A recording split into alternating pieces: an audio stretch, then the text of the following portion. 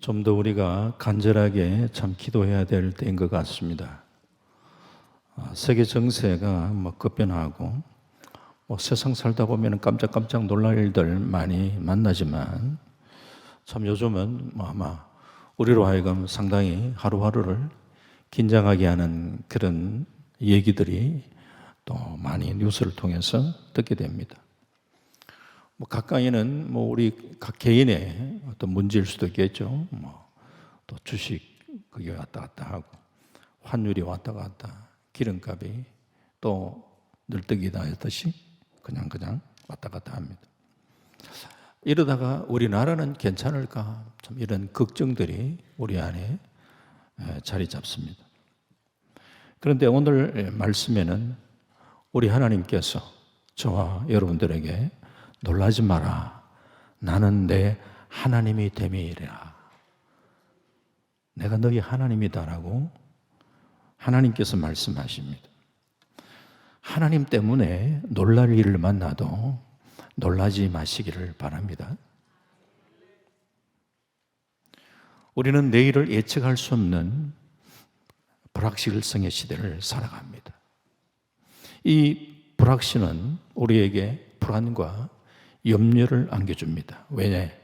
인간 능력에 한계가 있기 때문이죠. 똑같은 상황이라도 내가 그것을 해결할 능력이 있다면 두려워할 필요는 없죠. 그러나 그것을 해결할 능력이 없으니 두려움이 엄습해 옵니다. 특별히 질병이 찾아왔을 때 현대의학으로 고칠 수 없는 병이라고 한다면 우리에게 더 두려움이 찾아옵니다. 보다 더 근본적으로 죄는 인간의 삶에 두려움을 안겨다 줍니다. 아담과 하와가 범죄한 후에 느낀 최초의 감정이 두려움과 수치심입니다. 하나님으로부터 벌을 받을 것이라는 그런 두려움 때문에 그들은 숨었습니다. 오늘의 우리의 삶의 현장에는 다양한 두려움이 찾아옵니다. 건강에 대한 두려움, 경제에 대한 두려움, 자녀의 미래에 대한 두려움 등등 이런 여러 다양한 두려움들이 우리 주변에 계속 이렇게 찾아오면서 나의 마음을 또 이렇게 짓누를 때가 있습니다. 막연한 두려움이든지 구체적인 두려움이든지 우리는 이 불확실한 미래에 대한 이 두려움의 그림자 속에 덮여져 있습니다. 오늘 본문의 말씀은 이 불안한 미래에 대한 두려움 속에 떨고 있는 유다 백성들에게 들려주시는 하나님의 위로와 격려의 메시지입니다. 이사야 선지자는 국제 정세가 요동치는 주전 7세기에서 8세기 그 사이에 예언을 했습니다. 당시 북왕국 이스라엘이 아수리에게 멸망을 당했습니다. 동족들이 잔인하게 죽임을 당하고 고통당하는 그런 모습을 바라보았습니다. 그런데 그 먹구름이 점점 남왕국 유다로 몰려옵니다. 백성들은 하나님의 품을 떠나 배역한 길을 걸어갑니다. 하나님 대신 우상을 숭배합니다. 이런 안타까운 상황을 바라보면서 이사야 선지자는 장차 유대 백성들에게 임할 하나님의 진노의 말씀을 선포합니다. 장차 자기 민족이 바벨론으로 끌려가 종노릇하게 될 것을 말하고 있습니다. 하나님의 임재하시는 를 상징하는 것으로 그들을 믿었던 이 성전의 모든 성물들도 탈취를 당합니다. 성전은 불타고 없어집니다. 백성들은 모두 바벨론으로 끌려가 고통을 당합니다. 그 고통의 시간이 언제 끝날지 기약이 없습니다. 처음에는 몇 년 지나면 되겠지 생각했는데 주권을 회복하고 고향으로 돌아갈 날 기약이 없습니다. 이제는 절망과 좌절이 엄습해 옵니다.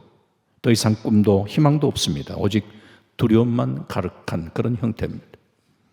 그래서 유다 백성들은 하나님께 원망과 불평을 쏟아놓고 있습니다. 왜 우리의 갈 길을 하나님은 보여주지 않고 계신가? 왜 우리의 이 억울한 탄식을 하나님은 외면하고 계시는가? 그때 하나님께서 들려주셨던 그 말씀이 우리가 잘 아는 이사야 40장 28절 이하의 말씀인데요. 우리 같이 한번 볼까요? 시작. 너는 알지 못하였느냐? 듣지 못하였느냐? 영원하신 하나님 여호와 땅끝까지 창조하신 이는 피곤하지 아니하시며 곤비하지 아니하시며 명철이 한이 없으시며 피곤한 자에게는 능력을 주시며 무능한 자에게는 힘을 더하시나니 소년이라도 피곤하며 곤비하며 장정이라도 넘어지며 쓰러지되 오직 여호와를 앙망하는 자는 새 힘을 얻으리니 독수리가 날개치며 올라감 같을 것이요 다른 박질하여도 곤비하지 아니하겠고 걸어가도 피곤하지 아니하리로다. 아멘. 이 귀한 말씀을 하셨는데 바로 이 말씀이 오늘 선포되는 말씀 바로 앞부분에 나오는 말씀이죠. 그러면서 다시 한번 이사야 선지자를 통하여 하나님의 말씀이 선포되고 있습니다. 너희가 더 이상 원망하지 말고 잠잠히 하나님만 바라보라. 힘을 새롭게 하라. 이렇게 격려를 하고 있습니다. 너희들이 비록 우상을 숭배하고 배역한 길로 걸어와서 지금 이런 고생을 하고 있지만 너희들 돌이키고 다시 한 번 더 새 힘을 내라고 말씀을 하고 있습니다. 지금까지 역사하셨던 하나님께서 다시 한 번 더 너희를 도와주고 붙들어 주겠다라고 그렇게 약속하신 말씀들이 오늘 말씀입니다. 하나님께서 이들에게 용기를 북돋워 주고 계시는데 이들이 힘을 낼 수 있는 그런 이유가 어디 있는가 몇 가지를 살펴보려고 하는데 그 첫 번째가 하나님께서 유다 백성들을 그리고 저와 여러분들을 포기하지 않으시기 때문이라는 거예요. 하나님이 포기하지 않는 저와 여러분입니다. 이 말씀은 원래 유다 백성들에게 하신 말씀이죠. 그러나 이 말씀이 기록된 것은 오늘 이 시대를 살아가고 있는 저와 여러분들에게 이 말씀을 주시면서 다시 한번 우리에게 도전을 주시잖아요. 그러면 이 말씀의 본문의 배경을 한번 우리가 살펴볼 필요가 있잖아요. 하나님께서는 이사야 선지자를 통하여 유다 백성들에게 지금 말씀하시는데 그 내용은 사실 앞으로 100년쯤 더 지난 뒤에 상당히 긴 얘기죠. 유다 나라 사람들이 우상 숭배로 인하여 하나님으로부터 심판을 받게 될 것이다 하는 얘기인데 그리고 그 죄값 때문에 바벨론으로 끌려가 70년간 포로 생활을 해야 한다는 것입니다. 이것은 이스라엘 백성들에게 진짜 피할 수 없는 그런 상황이죠. 이사야는 앞으로 계속해서 이 이스라엘 백성들이 바벨론으로 끌려가고 또 70년 뒤에 돌아오고 100년 후, 150년 후 지금 일어날 일을 내다보면서 이야기를 하고 있는 거죠. 하나님께서 계시록 그 사실을 그에게 보여주셨어요. 이스라엘 백성이 얼마나 우상숭배로 타락해 있었는가 하는 것을 짐작할 수 있죠. 그 타락한 죄값으로 바벨론으로 끌려가서 포로 생활하게 될 것을 보여주고 있습니다. 그리고 70년간의 포로 생활을 마치면은 고레스라는 위대한 왕을 일으켜서 그 왕으로 하여금 철통 같은 그 바벨론을 정복하고 페르시아를 건설을 한 다음에 이스라엘 백성들을 다시 자기 국으로 돌아가게 하는 큰 사건이 일어날 것을 쭉 보여주고 있습니다. 하나님께서 그런 과정을 보여주시면서 이제 다음과 같은 그런 약속의 말씀을 들려주고 있는 것이죠. 이사야 41장 10절의 말씀. 잘 아시는 말씀이지만 다시 한번 확인합니다. 시작. 두려워하지 말라. 내가 너와 함께함이라. 놀라지 말라. 나는 내 하나님이 됨이라. 내가 너를 굳세게 하니라. 참으로 너를 도와주리라. 참으로 나의 오른손으로 너를 붙들리라. 아멘. 하나님이 우리를 향하여 두려워하지 마라. 이것을 강조하고 있습니다. 이 말씀을 하시면서 이사야 41장 그 바로 앞쪽 9절 말씀 또 한번 볼까요? 시작. 내가 땅 끝에서부터 너를 붙들며 땅 모퉁이에서부터 너를 부르고 내게 이르기를 너는 나의 종이라. 내가 너를 택하고 싫어하여 버리지 아니하였다 하였노라. 내가 너를 싫어하여 버리지 아니하였다. 너를 부른 자가 누구며 너를 택한 자가 누구냐? 그분은 하나님이시다. 그 하나님이 비록 너희가 범죄했다 할지라도 싫어서 내가 버리지 않아야 한다고 이야기를 하고 있어요. 포기하지 않는다는 거예요. 하나님께서 이스라엘을 포기하지 아니하듯이 하나님께서 저와 여러분을 결단코 포기하지 않으신 줄 믿습니다. 하나님이 우리를 포기하지 않는다면은 다시 한번 우리는 힘을 낼 수가 있잖아요. 내게 주어지는 상황과 환경 때문에 또 좌절하고 포기하지 마시길 바랍니다. 하나님의 나를 포기하지 않는다면. 하나님께서 이 말씀을 하시면서 특히 강조하고 있거든요. 내가 이걸 강조하고 있습니다. 이것은 뭐 어떤 무의식적으로 그냥 쓰는 인칭 대명사가 아니고 하나님이 의도적으로 나를 지금 먼저 강조하면서 하신 말씀이에요. 굳이 하나님께서 죄 많은 인생들을 향하여 내가라고 반복하시면서까지 이렇게 두려워하지 말라고 강조하신 이유가 뭐냐. 그리고 참으로라는 말씀, 당신의 자존심을 걸고 내가 너를 도와주겠다고 그렇게 얘기를 하고 있는 거예요. 참으로 내가 너를 도와주겠다. 당신의 이름을 걸고 말씀하고 계시는 말씀. 똑같은 말이라도 누가 하느냐에 따라서 느낌이 달라집니다. 어떤 일에 문제가 생기면은 우리 정치인들도 보면은 일단은 담당 부서 대변인이 설명을 합니다. 그래도 문제가 뭐 해결 안 되면 뭐 장관이 따와. 그래도 문제가 이제 안 나오면 이거 대통령까지 나서야 되겠다 싶으면 대통령이 직접 나서서 다 말을 합니다. 그리고 대통령은 이제 자기의 의지를 강조하죠. 본인은 이러면서 강조를 하죠. 이러나 본인이 막 그러면서 뭐 이렇게 때로는 보면 사과를 보면 사과하면서 이제는 이렇게 하겠습니다. 뭔가 제시를 할 때에 이제 문제가 풀려지는 모습들을 많이 봅니다. 한 나라의 대통령의 말의 무게도 문제를 해결하는 그런 단초가 되는데 하물며 우주 만물을 창조하시고 전지전능하신 하나님의 말씀의 무게는 이거는 엄청난 무게로 이야기하시는 거예요. 그 하나님께서 직접 내가 참으로 너를 도와주겠다. 내가 너를 붙들겠다. 라고 얘기하시면 진짜 우리가 책임진다는 것을 믿고 나가야 되지. 내가 너를 포기하지 않으니까 너 힘내. 이라고 얘기하는 거예요.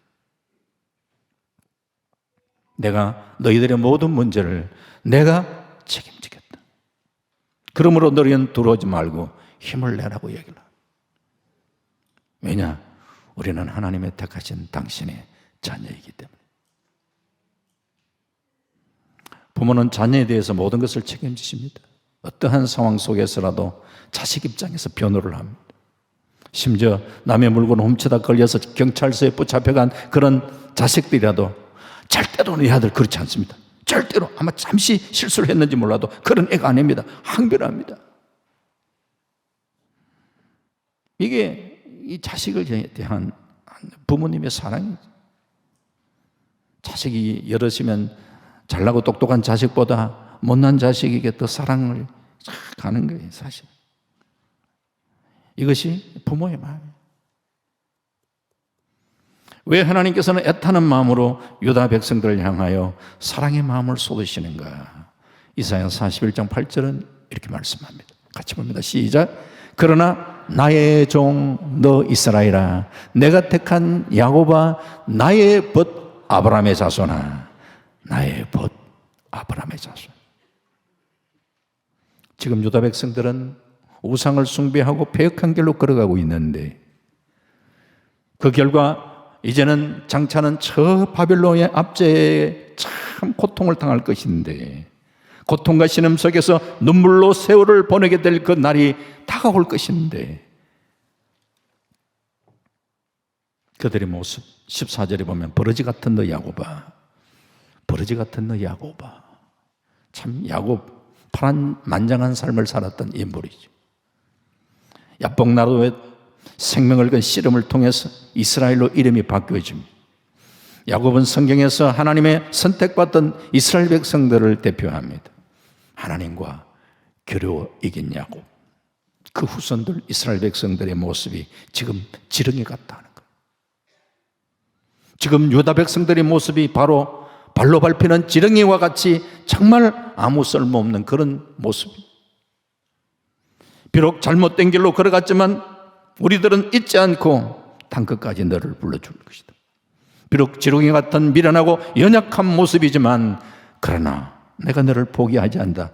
왜? 나의 벗 아브라함의 자손이기 때문에. 이것이 우리를 향한 하나님의 정말 무조건적인 당신의 사랑의 열심이. 우리를 버리지 아니하시고 포기하지 아니하시고 다가오시는 그 하나님의 사랑의 열심을 우리가 깊이 묵상하고 깨달아야지.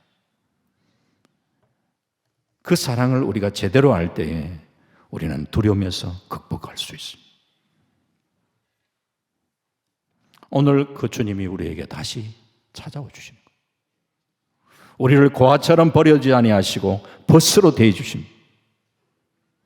하나님은 우리를 포기하지 아니하십니다. 우리 이름을 불러주시고 우리 모든 필요를 공급해 주시는 분이십니다. 그러므로 우리는 하나님의 자녀로서의 권세를 다시 회복하며 나아갈 수 있기를 바랍니다.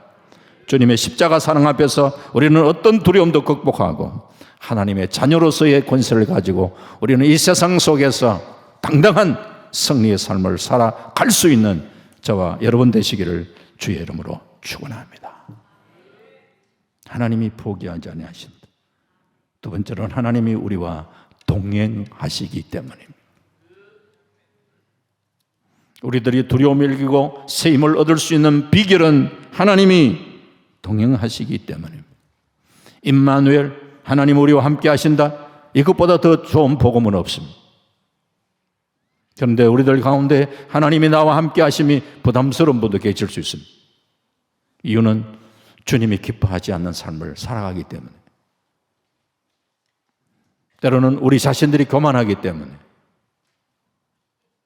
하나님이 도와주시지 않아도 잘 될 것 같은 착각 속에 빠져 있기 때문에, 그래서 하나님 제발 좀 나를 좀 놓아주세요. 제 일은 제가 알아서 하겠습니다. 이런 착각 가운데 살아가는 인생들이 의외로 많습니다. 하지만 나와 함께 하시는 하나님을 제대로 경험한다면 그 하나님과 동행하는 삶이 가장 행복이라는 사실을 우리는 깨닫게 됩니다. 하나님의 백성들이 바벨론의 포로 생활과 같은 깊은 고통 중에서라도 하나님은 결코 이스라엘을 떠나지 않습니다. 물 가운데로 지나갈 때도 함께 하셨고 불 가운데로 지나갈 때도 함께 하셨습니다. 하나님은 한 번도 그들을 떠나거나 버리지 않으셨습니다. 하나님의 백성들이 하나님을 떠났고 하나님을 버렸습니다. 하나님은 우리를 포기하지 아니하시고 늘 우리와 함께 해주시기 원하셨습니다. 이것을 깨달았던 요한 웨슬레는 가장 최선의 삶을 사는 것은 하나님과 늘 함께하는 삶이다. 그렇습니다. 우리들이 하나님과 동행한다는 것, 참 그 사실을 우리가 삶 속에서 인지하며 살아가는, 그것이 우리의 어떠한 문제라도 감당해 나갈 수 있는 그런 비결이 됨을 기억하십시오. 그 하나님과 우리는 동행할 때에 우리의 한 걸음 한 걸음을 하나님은 지켜주시고 이끌어주시고 인도해 주시는 분이라는 사실을 여러분 삶 속에 경험하며 살아가시길 바랍니다. 빌리 그레엄 목사님과 전도 사역을 같이 하신 분 가운데 킴 윅스라는 맹인 여성이 있었습니다. 한국 전쟁 때 실명했고 고아원에서 자랐습니다. 어떤 미군 중사의 도움으로 미국으로 건너가게 되었습니다. 인디아나 주립대학에서 공부하고 또 오스트리아에서 성악 수업을 해서 훌륭한 성악가가 되었습니다. 그러니까 이런 간증을 했습니다. 사람들이 맹인인 나를 많은 사람들이 이제 도움을 받아가지고 인도하는 받을 때가 있는데, 사람들이 맹인인 나를 이끌 때에 저 100m 전방에 뭐가 있습니다. 이렇게 말하는 사람은 아무도 없습니다. 단지 앞에 지금 물이 있습니다. 그러니까 발을 조금 건너뛰셔야 됩니다. 조금 건너뛰셔야 됩니다. 바로 청계가 있습니다. 발을 이제 한 걸음씩 올려놓으셔야 됩니다. 그러면 저는 그 얘기를 듣고 발을 그냥 올려놓습니다. 저를 인도하시는 분을 내가 믿고 그냥 한 걸음씩 그분이 이야기하는 대로 한 걸음씩 옮기다 보면은 가고자 하는 목적지에 도착이 있습니다. 지난 세월 기구한 운명 속에 저를 인도하신 하나님의 방법도 이와 같았습니다. 한 걸음씩, 한 걸음씩.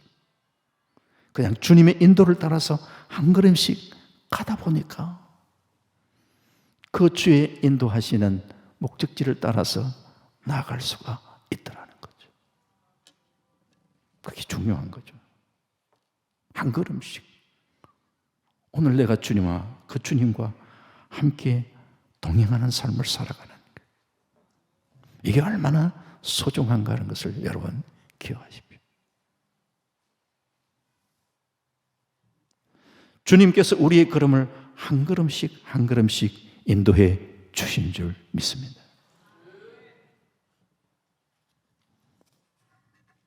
지금도 나와 함께 하시고 내 발걸음을 인도하시는 주님과 함께 인생의 길을 걷고 있다면 그분은 행복한 인생입니다. 다윗처럼 사망의 엄청난 골짜기를 걸어가도 주님이 함께하고 계심을 믿는 자는 두려워하지 않습니다. 오늘도 우리의 마음과 생각을 다 하시고 우리와 동행하시는 그 하나님의 숨결을 느끼며 살아가는 삶이 되시기를 주님의 이름으로 축원합니다. 매 순간 하나님이 참 나를 이렇게 이끄시구나, 이 경험하면서 사는 거예요. 하나님이 우리와 함께 하시면서 뭘 하십니까? 우리를 도와주시고, 부모는 자녀를 주목하고 함께하는 이유는 뭔가 이래 지켜보면서 내가 좀 도와줄 것이 없을까 생각하는 거예요. 우리 주님 우리와 함께 하시면서 우리를 굳세게 해주십니다. 우리를 도와주십니다.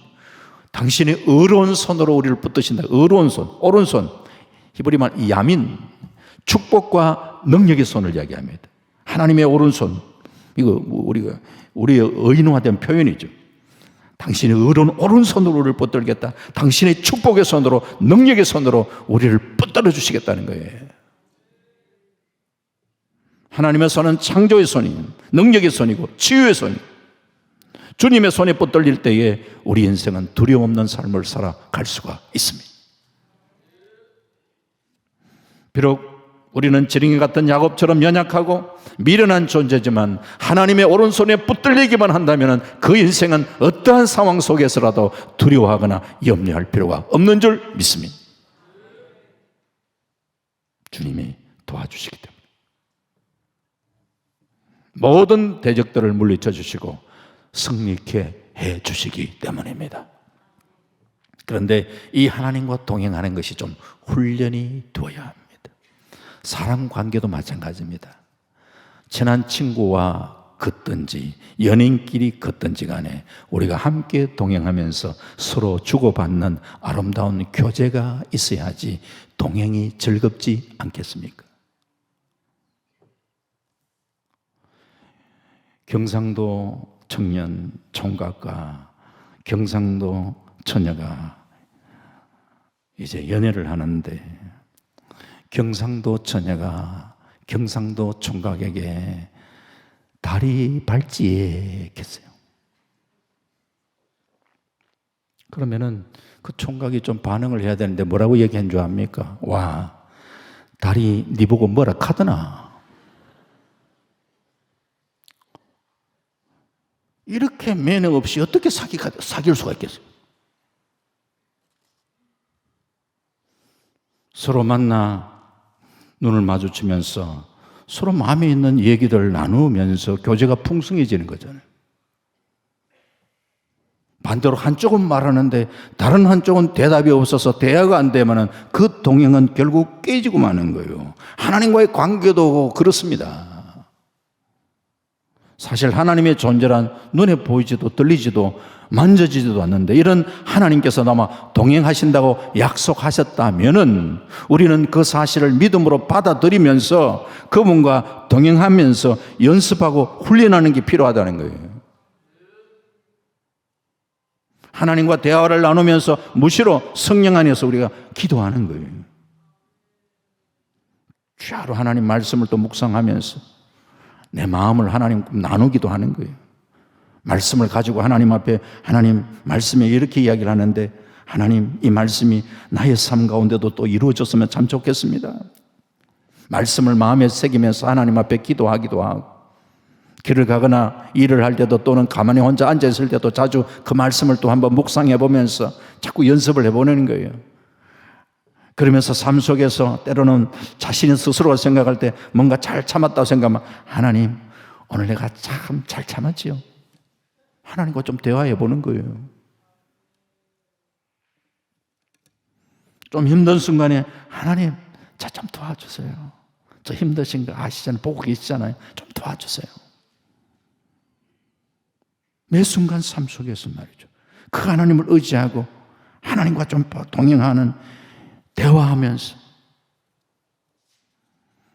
때는 우리가 운전을 하면서도 주님 오늘 이렇게 참 이렇게 멋있네요. 뭐 또 운전하면서도 기도할 수도 있고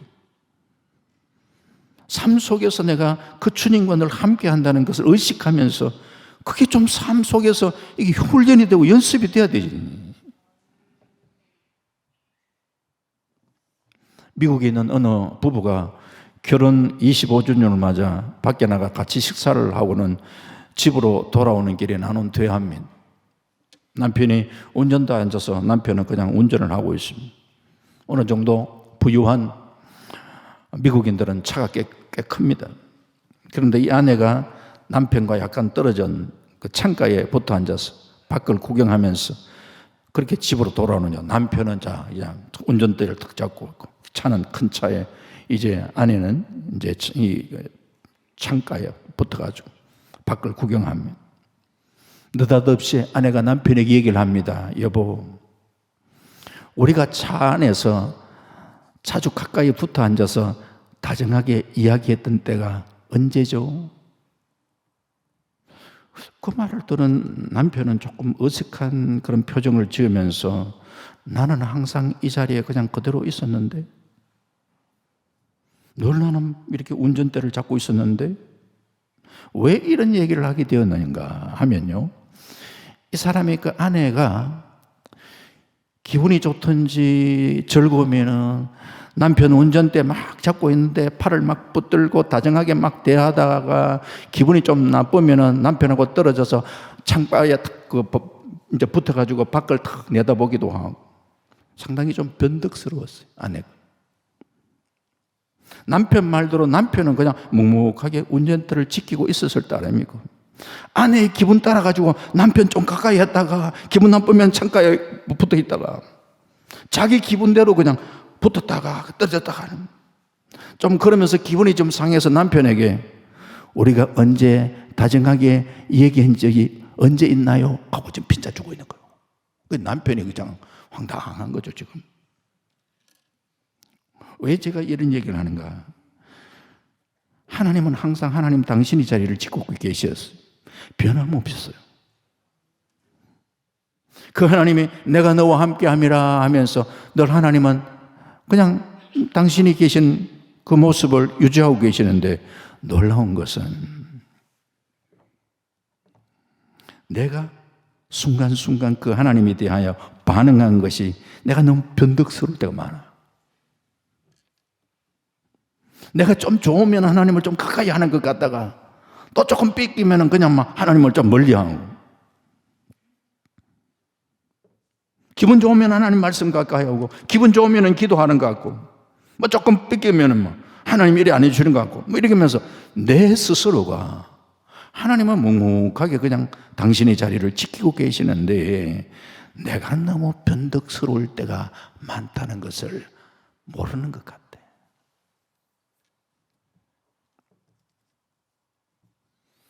주님과 우리의 삶 속에서 그 주님과 늘 함께하고 동행하는 삶이 여러분의 삶 속에서 좀 훈련이 되었으면 좋겠습니다.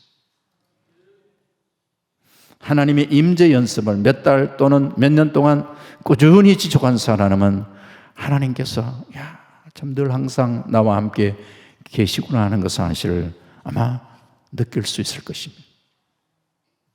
때로는 나의 등 뒤에서 밀어주시는 그 하나님의 참 그 은혜의 손길을 느끼며 살아가실 것입니다.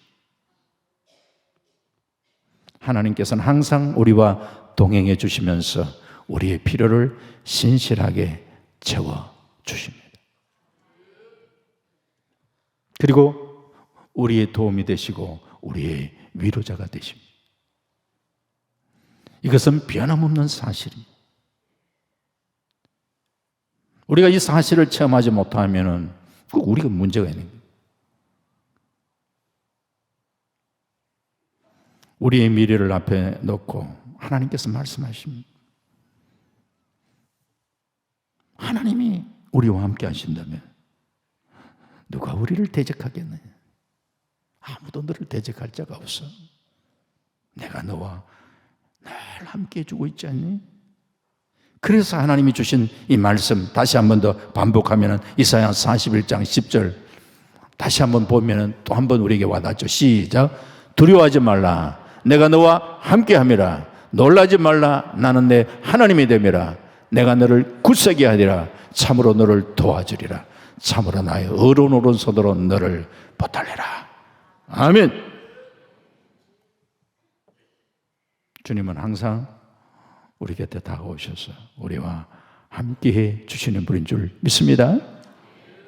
나는 나의 벗이야 인정해 줍니다. 주님의 오른손으로 우리를 붙잡아 주십니다. 우리의 이름을 불러주십니다. 우리의 눈물을 닦아주십니다.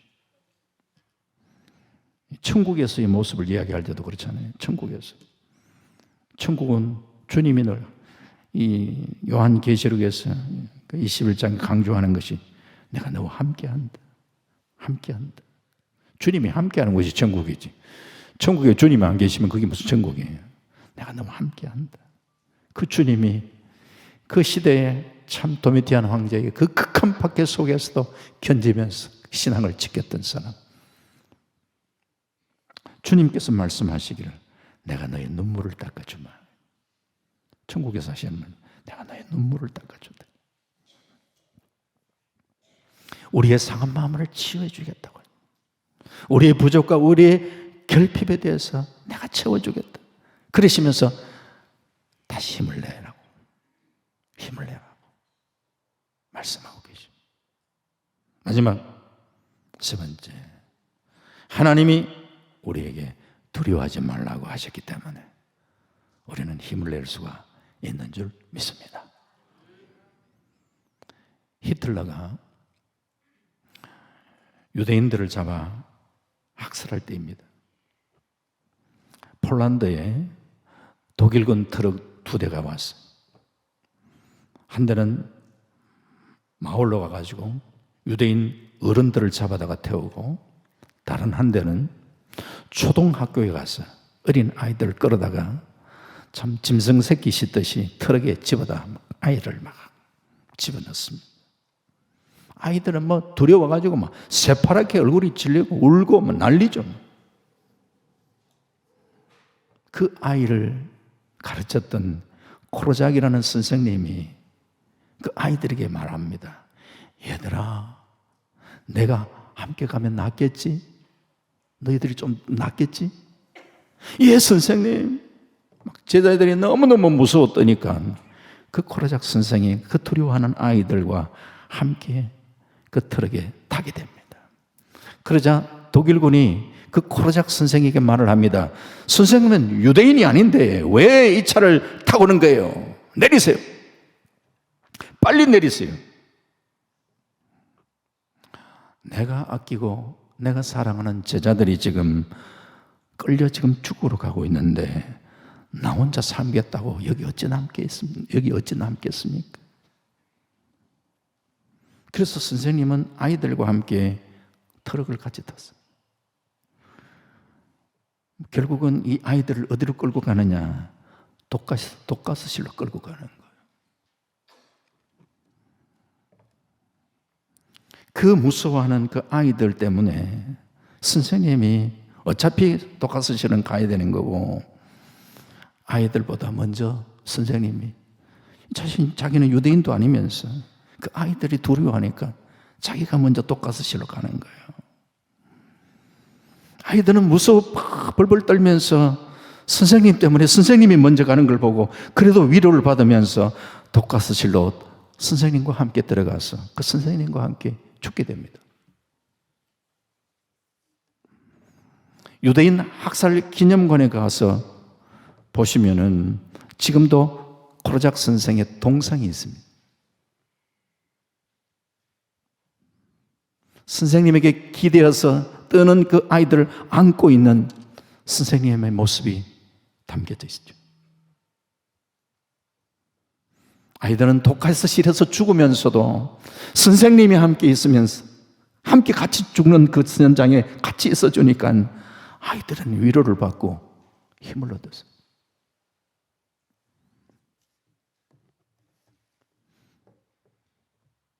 이 선생님과 같이 하나님께서 너와 함께하니 두려워하지 말라고 말씀하시고 그러면서 당신의 독생자를 우리에게 보내시면서 죄로 인하여 우리가 심판받아야 마땅함에도 불구하고 마치 세상자가 당신의 책임인 양 죄의 무거운 짐을 지고 당신께서 십자가에 못 박혀 돌아가시. 그 주님은 세상 끝날까지 우리와 함께 해주시겠다고 약속하고 계시는 분이시. 우리가 두려워하지 말라고 이야기하시고 그 약속대로 당신은 십자가 못 박혀 돌아가시고 끝나는 것이 아니라 사흘 만에 부활하시고 약속의 보혜사 성령을 우리에게 보내주셨잖아요. 그 주님이 영원토록 내가 너와 함께 하겠다고 약속해 주고 계시잖아요. 사랑하는 성도님, 참 힘든 세상을 우리가 살아가고 있습니다.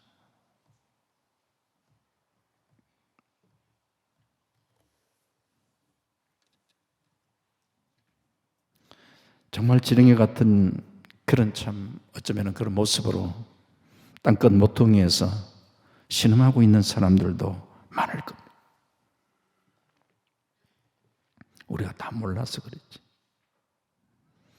자신의 처한 환경 때문에 남에게 다 얘기를 하지 못하고 정말 끙끙거리며 살고 계신 분은 없으신가요?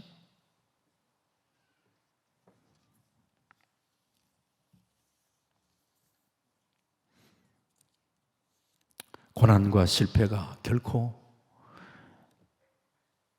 인생의 실패를 이야기하는 건 아닌 줄 압니다. 믿음의 사람들에게 때로는 그런 좌절과 어려움들이 찾아오지만 바로 그것은 새로운 출발로 우리는 삼을 수 있어야 합니다. 실패는 포기라는 신호를 우리에게 주고 있지 않습니다. 방향을 바꿔 새롭게 시작하라고 우리를 떠밀고 있습니다. 범블란트 목사님은 루마니아 감옥에서도 열심히 전도하면서 오랫동안 감옥 생활하면서도 늘 마음의 기쁨과 평안을 누렸다고 하는데 성경 말씀 속에서 두려워하지 말라라는 이런 유사한 말씀들을 계속해서 확인해 보면서 두려워하지 말라, 두려워하지 말라. 성경에서 한 150회에서 한 170회 정도 비슷한 단어들이 나오는 걸로 알고 있습니다.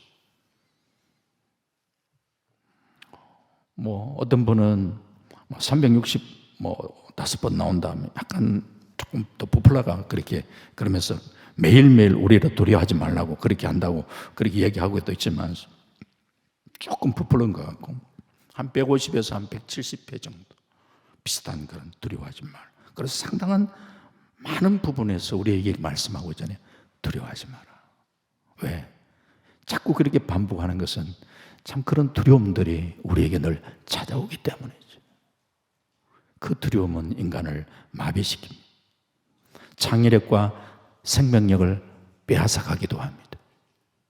두려움과 분노 속에서 머물러 있을 때는 하늘일이 잘 되질 않습니다.